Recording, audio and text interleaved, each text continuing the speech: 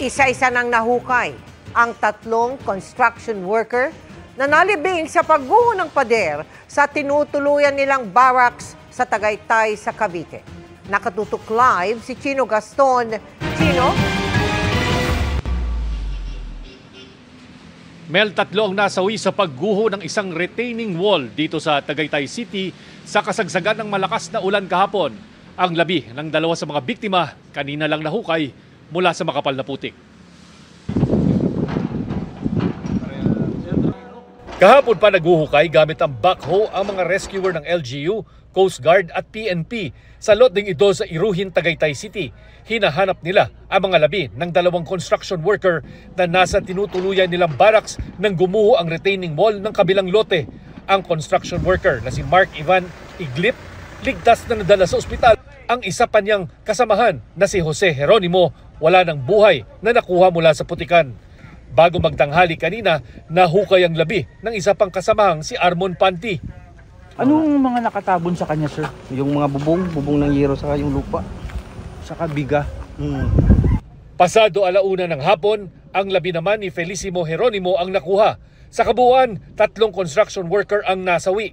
Isa ang ligtas na nagpapagaling sa ospital. Labis ang lungkot ng mga naulila ng 3 biktima.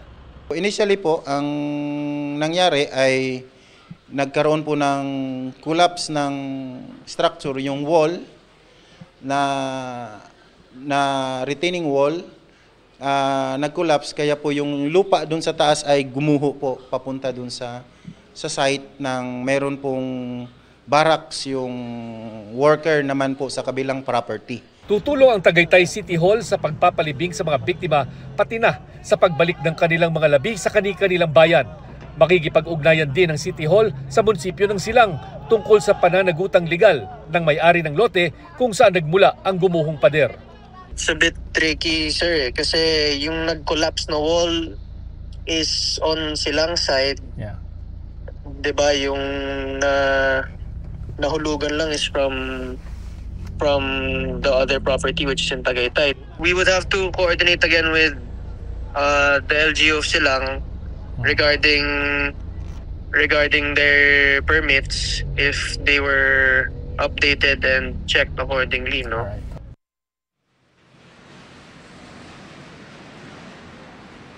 Mel, dumating na rin dito sa Tagaytay ang kaanak ng ilan sa mga biktima, no? At hinihintay na lamang na maayusan ng kanilang mga labi bago sila tulungan ng LGU o Local Government Unit ng Tagaytay para maibalik ang kanilang mga labi pabalik ng kanilang mga lugar. Mel. Maraming salamat sa iyo, Chino Gaston.